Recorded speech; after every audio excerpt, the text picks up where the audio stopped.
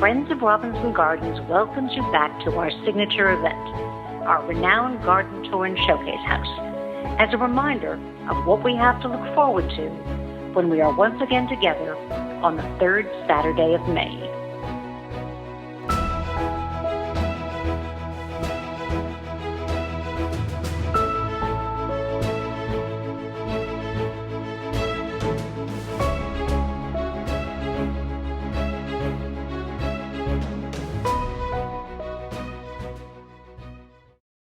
Welcome.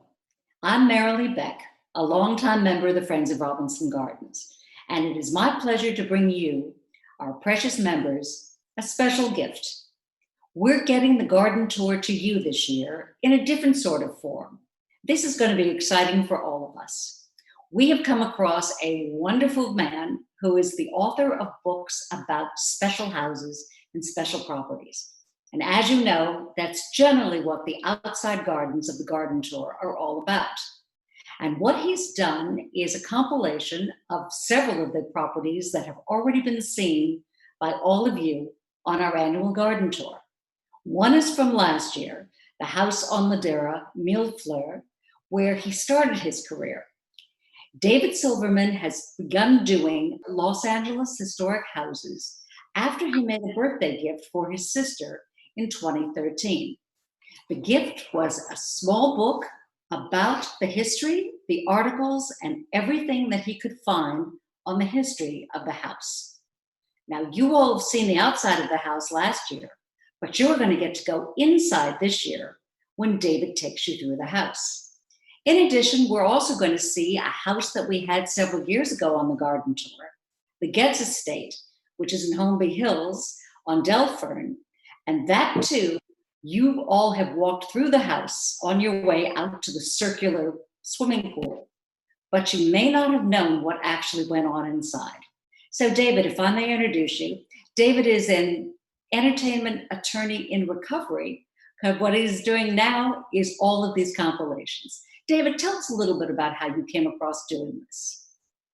So as you said, I did it as a birthday gift for my sister in 2013. They had owned the house since 1999, and they only knew about the owner who they had bought the house from, but they didn't know any of the other owners.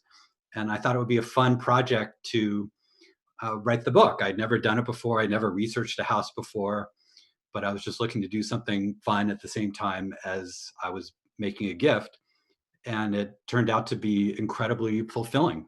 And a few years later, I decided to do more, and that took off. And 2 years ago, I left my job as a lawyer to do this full time. So LA House Histories is what you are doing now, but it's so great that you were an entertainment lawyer. So what you do, in fact, gets to combine some of our Hollywood history, some of our showbiz information, some of the people that Mrs. Robinson actually knew during her lifetime, and put it into books about these wonderful properties. And as you know, on the garden tour, we only show you some of the great properties in Los Angeles. David? Thanks, Marilee. So as Marilee said, I create books that are custom commissioned about the history of homes. These are photos of some of my work, and they're not sold to the public. I just print a few copies for my client who might be hiring me to do something for themselves or as a gift. On the left are two of my books, and in the center is what they look like inside. They're designed by an incredible graphic designer. At the bottom right is a charming 1920s house that wasn't owned by anyone famous.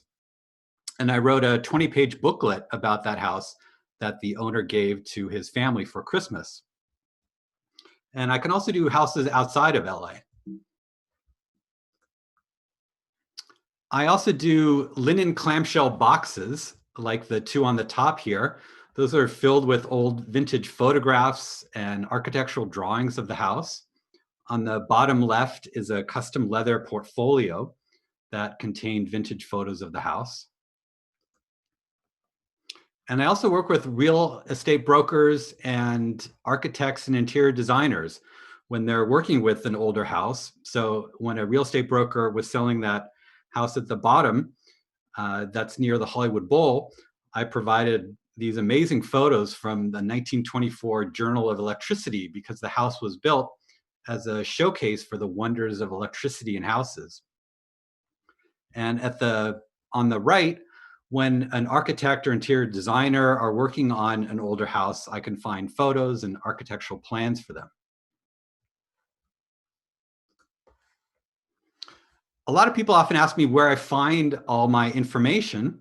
One of my favorite sources are old magazines. Old Hollywood fan magazines are terrific. Old issues of Architectural Digest and other architecture magazines. I always contact the relatives of people who lived in the house or the people who lived in the house themselves. And I also work with universities and photo archives, and fans are a great resource as well, like when I was working on the book about the Shirley Temple House. So this all starts with Louis B. Mayer. He was the co-founder of MGM. He was the head of the studio for 27 years, from 1924 to 1951. And at the time, it was known as the greatest studio in Hollywood. That's LB, as he was called, on the left, with Mickey Rooney, Judy Garland, and Shirley Temple. And that's the family in the center at the White House. That's LB with his wife Margaret and their two daughters, Edie and Irene. And both daughters married in 1930, within 6 weeks apart of one another. Edie married Bill Getz, that's him on the bottom right, and Irene married David O. Selznick at the top left. And David was the producer of Gone with the Wind and Rebecca, both of which won Best Picture Oscars. And he's the only producer to ever receive Best Picture awards 2 years in a row. That's him at the top in 1940 with Vivien Leigh from Gone with the Wind, and with Joan Fontaine and Alfred Hitchcock below, where they won an award for Rebecca. Bill Getz was one of the founders of 20th Century Fox. He was a partner in 20th Century Pictures when it bought Fox Films in 1935. And in 1943, Bill founded an independent studio called International Pictures, which merged with Universal Pictures a year later, and it became Universal International. And then later it was bought by MCA in 1963, and it became MCA Universal. And that's Bill with some of his contract stars in 1953. There's Jimmy Stewart on the far right in the second row from the bottom, and Ronald Reagan right behind him. So the wedding gift that LB gave to each of his daughters in 1930 was a piece of land, the money to construct a house, and to furnish the house as well. And Edie bought a piece of property in Bel Air and hired Wallace Neff to build a house for her. And Irene and David Selznick bought a 2.2 acre lot in 1932 for $12,000, which was about 100 yards from the Virginia Robinson Gardens. That's the garden, or that's the house, the marker in the green, and the future Selznick house is next to it in the red. Here's a close-up of that area. The Virginia Robinson Gardens are on the right, and the future Selznick property is in the center, right across the street. Right across the street from the Selznicks was Charlie Chaplin's house. He was, of course, friends with Virginia Robinson. And at the top center is Pickfair. And Mary Pickford was good friends with Virginia, and she lived there with Douglas Fairbanks. And the house on the right, right behind the Virginia Robinson house, is the Shadow Hill, which was owned by Silsby Spalding, who was the first mayor of Beverly Hills in the 1920s. And that house was built by Sumner Hunt, who did the pool pavilion at the Virginia Robinson Gardens. And he also did a house that I'll be talking about today. Here's a great view of the Virginia Robinson Gardens in 1920. This was 9 years after the main house was built in 1911. It was 6.5 acres, the first estate in Beverly Hills. And here the pool pavilion wasn't built yet. That was built in 1924, as well as the second tennis court. And here's the house in 1920 and today, and it looks remarkably the same.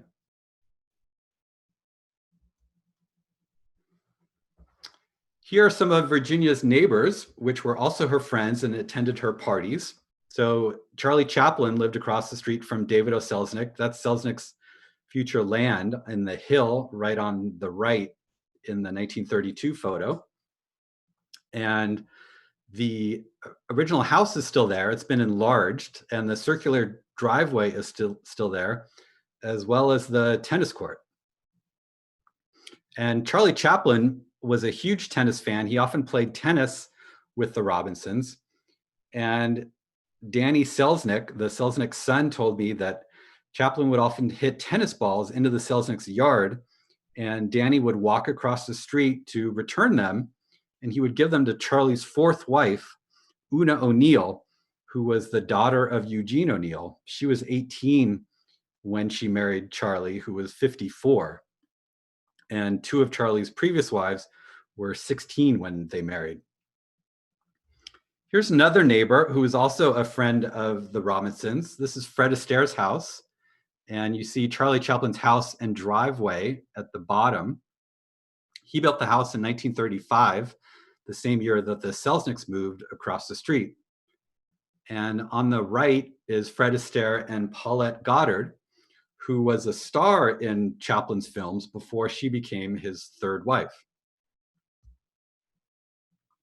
Here's the Selznick house. It was built in 1934.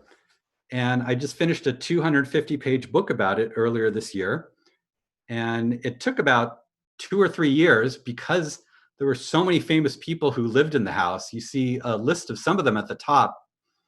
When David and Irene got divorced, they sold the house to Edward Doheny III. And before that, they rented the house to Cary Grant and Katharine Hepburn.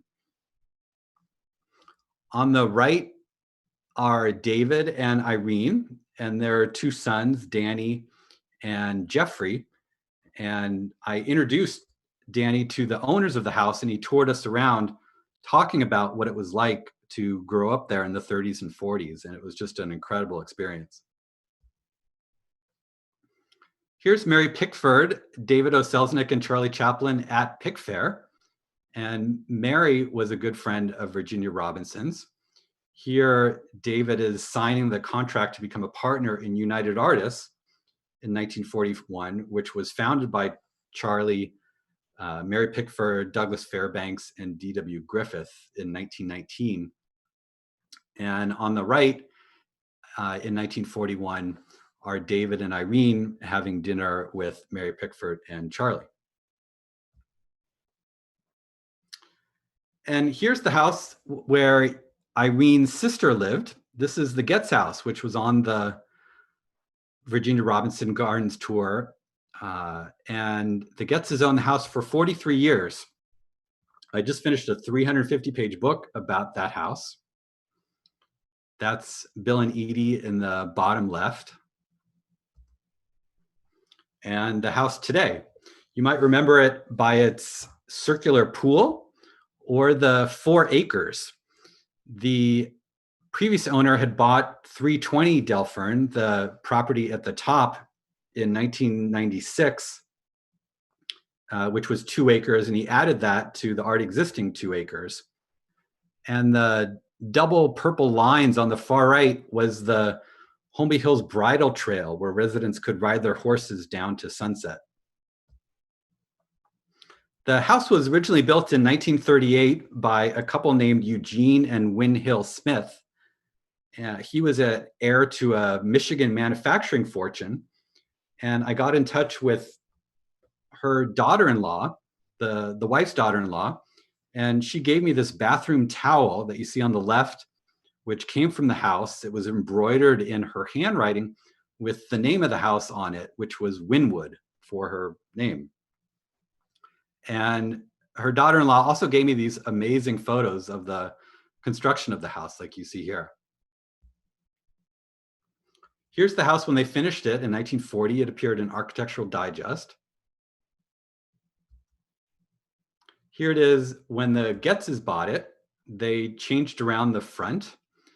That's Edie's chauffeur-driven Rolls Royce at the right. She never drove herself. Bill also had his own Rolls Royce, which he drove to work. Here's Ann Miller. She was the famous tap dancer who was said to tap 500 taps a minute. And when she came to Hollywood at the age of 20, she started dating Louis B. Mayer. That's them at the bottom. He was 60, and he was separated from his wife of 40 years. And Ann Miller got married and bought the house in 1946. Louis B. Mayer had told her not to marry this guy, and they were married less than a year. And when they divorced, they sold the house to the Getzes. And Ann Miller starred with Fred Astaire in Easter Parade at MGM, and he lived next door to Charlie. That's her at the pool in the backyard.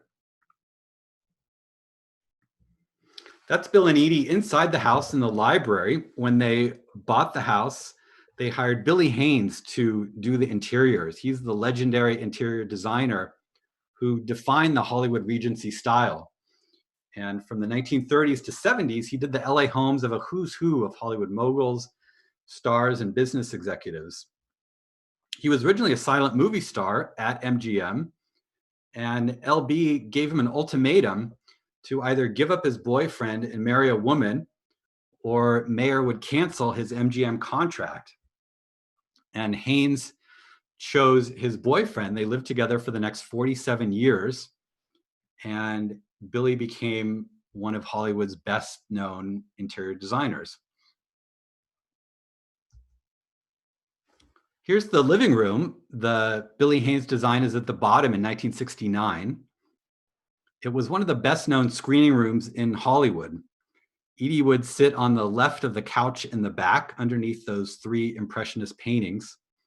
She would talk to the projectionist on a phone, and at the push of a button, the screen on the opposite end of the living room would go down. The panel in the wall would open up, revealing the windows to the projection room, and they and their guests would all watch a movie. And a custom commissioned fanfare would play over the speakers.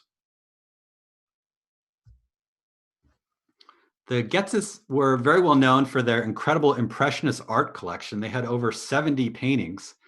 And when Edie died in 1988, 28 of their paintings were auctioned by Christie's for $85 million, which set a record at the time for a single owner's collection. The Ming table on the right was one of only two pieces of furniture in the entire house that wasn't designed by Billy Haynes. Here's more of their art. They owned a Degas ballerina. That's Marilyn Monroe posing with the ballerina, and also a Picasso painting.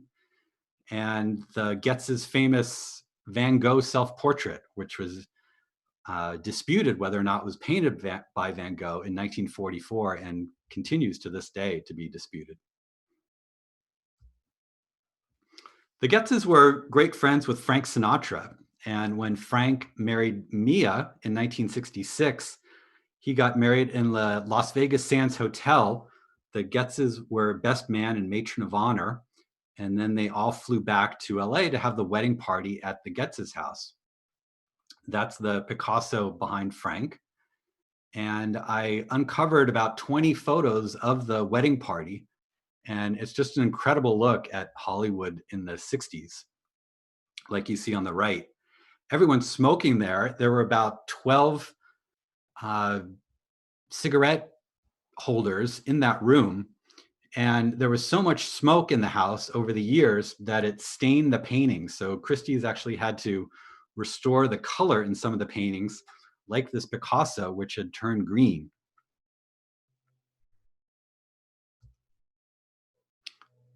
Here are some more wedding photos. That's Mia holding a banana and a cigarette on the left, and Rosalind Russell meeting Prudence Farrow, who is Mia's sister, on the right. And Frank's lawyer served Mia with divorce papers on the set of Rosemary's Baby in 1969. And Mia was so distraught that she went with her sister to India to study with a yogi transcendental meditation. And the story was that they were joined by the Beatles, and Prudence would be in her room studying transcendental meditation while the Beatles and Mia were outside joking around. And the Beatles wrote the song Dear Prudence based on that experience. And today, Prudence teaches transcendental meditation in Florida. That's Edie in the library with the famous Van Gogh. And another wedding photo on the right, Mia sitting on Richard Attenborough's lap with Dean Martin standing behind them, Frank and Jeannie Martin, Dean's wife, and Frank's valet, George Jacobs. This was the dining room, and the Getz house was the epicenter of Hollywood social life for more than 20 years. Virtually every major Hollywood actor, director, and producer went to dinner there. Edie would sit at the head of the table underneath that Degas, and Bill would sit at the other end. And they had a staff of 8 that would serve them, including a French chef. This was the other furniture that wasn't designed by Billy Haynes. And for more than 40 years, Edie kept hostess notebooks of all of her dinner parties. And these are 2 of them, one from 1975, which was a dinner party for Ronald Reagan. He had just left office as governor of California. And the one on the right in 1948 was a party for Irene Selznick, Edie's sister. And they're just incredible looks at Hollywood and LA society over 27 years. The one in 1948 also gives a terrific view of how people ate in 1948, the suckling pig and fried chicken. And in 1975, at the bottom, chicken cacciatore with rice. Edie once said you could read the whole history of Hollywood just from her book of menus. That's her handwriting on the right, and it's a little difficult to read, so I wrote in some of the names.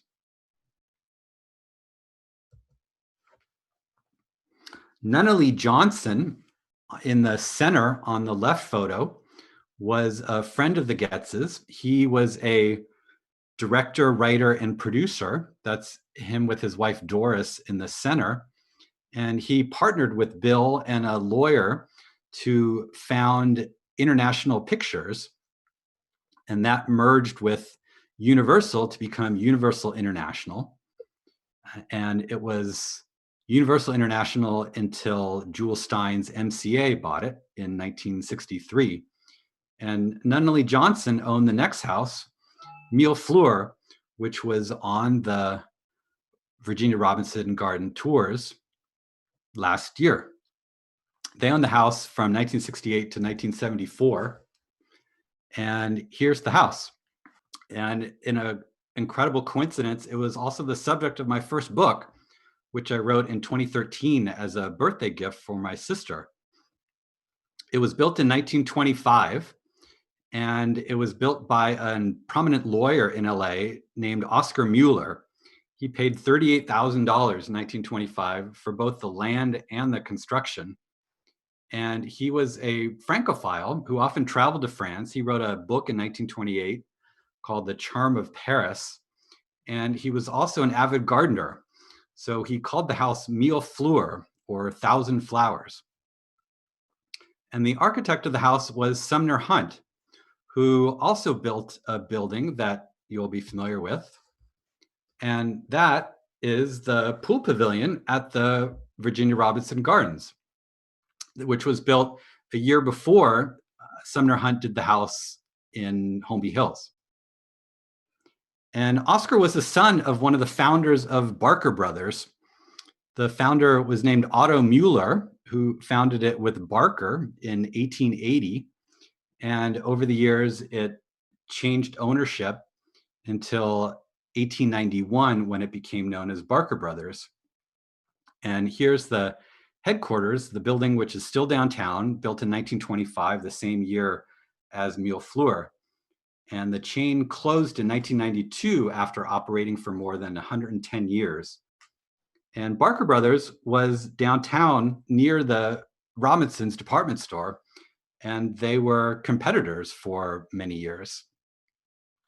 Barker Brothers just sold furniture, and Oscar was an avid gardener, and he was a member of the Bel Air Garden Club, which was founded in 1931 by the wife of Alfonso Bell, who founded Bel Air. And his house and the gardens appeared on several garden tours. And these are clippings from the LA Times over the years about the garden or the tours that were held at the house or his presentations to the Bel Air Garden Club. And the gardens were designed by Edward Howard, who also designed the gardens for the Doheny Mansion near USC, which was also designed by Sumner Hunt. And there was no grass on the property at all. Here's a 1937 aerial view of the house. And today, the hill is now covered in grass, where before it was dirt and plants. Here's an aerial view of the house.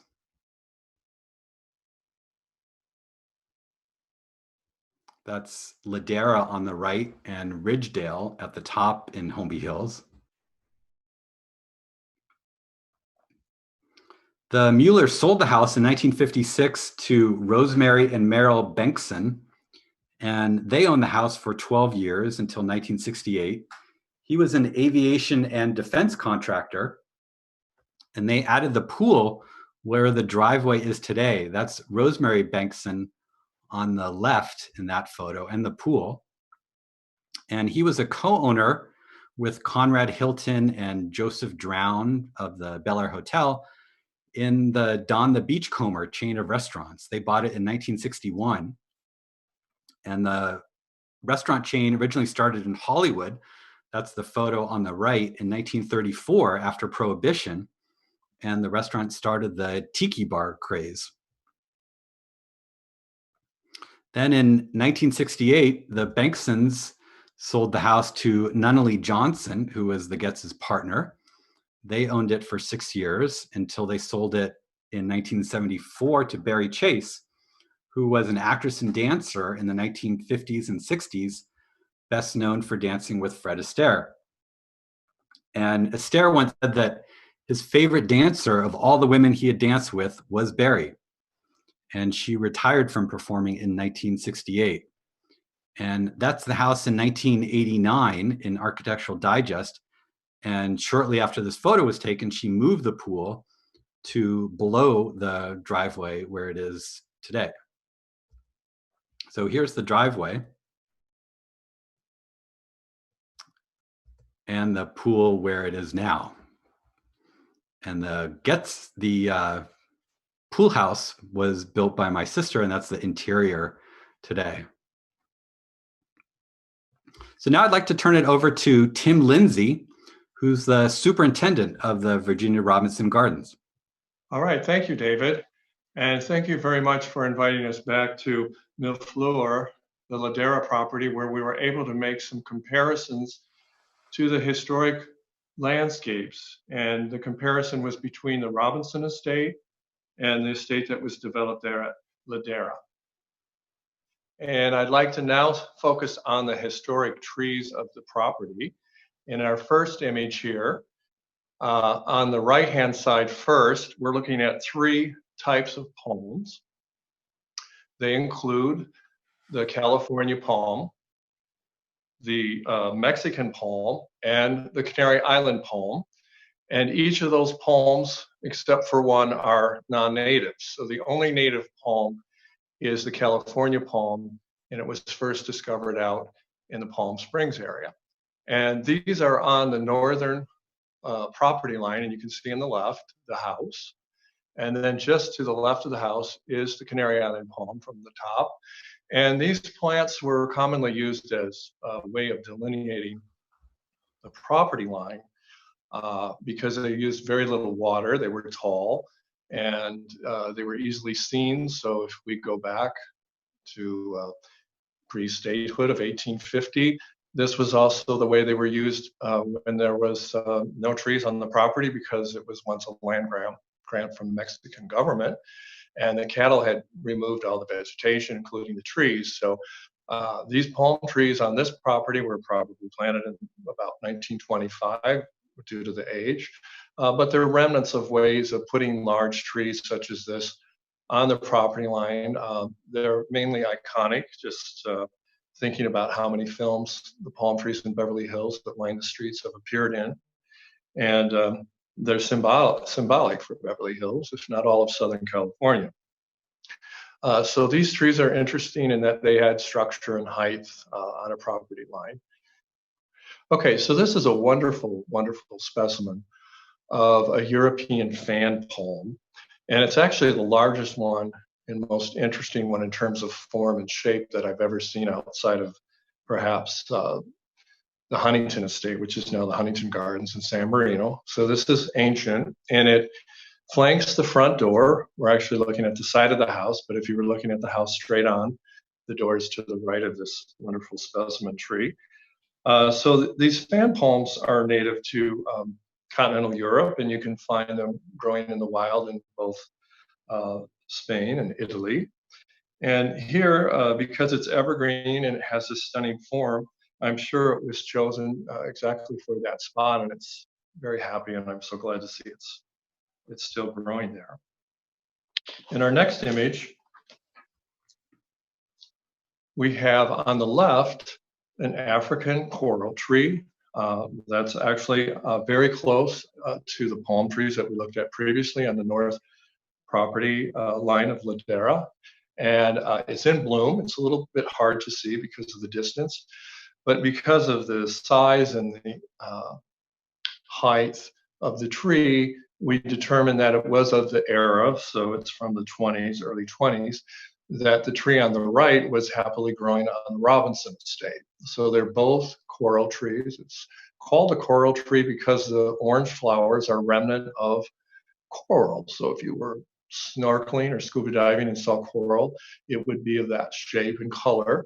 And the tree is actually from South Africa and from another Mediterranean climate. And we know that the Robinsons traveled extensively with a botanist, Mr. Rhodes, and in their travels, they would collect seeds, sometimes cuttings of plants that were rare that he found interesting and that would have a good fit for their property. And it might be worth noting that when they bought their 6.5 acres, there wasn't a single tree on it, according to Virginia, who was interviewed in the LA Times in the early 20s. So they had to populate the property with the first design element, which is trees, because they're the largest element, living element of the design process, and they take the longest to grow. And this one we know came back as a seed from South Africa, where they had traveled. And at the same time, she brought back a cutting for the bougainvillea that's so glorious at the end of the tennis court near the pool house. And as this tree matured, the city workers, LA city workers, were down below on the street that we call Coveway. And apparently they were very enthralled with this tree because it was in full bloom, and it's obviously spectacular. So they found their way to the front door and asked permission to propagate the tree, and hoping that it would root by cuttings.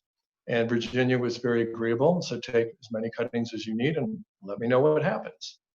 And almost all of them rooted, and then they were planted by the city in along West San Vicente and West LA, where they still grow today. And the plant, or the tree on the left, we think is also one of the prodigies that was planted at Ladera. So the next image, please. Here we have a series of slides. The one on the left is the obelisks that were inspired by the work of Tony Duquette. So Tony Duquette was a designer of sets and stage and films. He also designed costumes, objects such as finials and jewelry, and that's why we decided to talk about this here. There's also a relationship with the Robinsons and their department store. So I guess before we talk about that, we can just look at the obelisks and the strong resemblance, or at least the influence. The ones on the right are at Tony Duquette's estate, and the ones at the left are at Ladera. And you can see they're very similar in scale and shape. And the story about the association with the Robinsons and their department stores, that Tony Duquette was a very well-known and liked designer and had worked for various department stores, and at one point was hired to work at the Robinsons department store. Virginia was not the person that made the hire, but she met Tony Duquette just coincidentally while she was visiting her store. He was decorating the windows and working on putting together an assemblage of decor, and his ladder tilted, and when it did, it crashed into the plate glass window, which then fell to the ground just before Virginia would have stepped into that space. And he didn't fall through, but the ladder did, and she was shocked. He was more mortified. And they started, whatever his apology was, it must have been a good one, because they started a lifelong friendship. And later, he was not only involved with the department stores, but also in helping with dress and Jewel, Virginia. And with that said, let's take it back to you, David. Thanks, Tim. And now here's a peek at the interior of the house. Here's the living room as Barry Chase designed it in 1989 and today. Next to the living room is the dining room, 1989 and today. And behind that is a little terrace that I understand was not on the garden tour. But here's the terrace outside the garden room. And there's the terrace with a terrific climbing rose bush on the left. It's down the path on the right side of the house. Here's the master bedroom. Barry Chase had her bed on the opposite wall from where it is today. It's truly a magical house. And now we're back at the Robinson Gardens in 1920 and today. Just imagine all the stories that happened in these houses over the past 100 years. So I want to thank Marilee Beck and everyone at the Friends of Virginia Robinson Gardens for inviting me and for watching today. If you're curious about the history of your home or the home of someone you know, don't hesitate to give me a call. David, thank you so much. This has just been fantastic. We all have so enjoyed those two properties. We saw one several years ago, and then we saw Mille Fleurs last year. And it's so great to finally get a peek inside.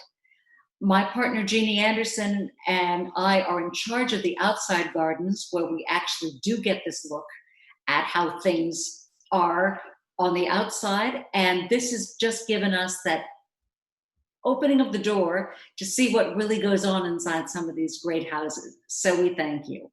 And we want to thank all of you for watching this and remind you, whatever you want to know about the Robinson Gardens, you can find on our website, robinsongardens.org.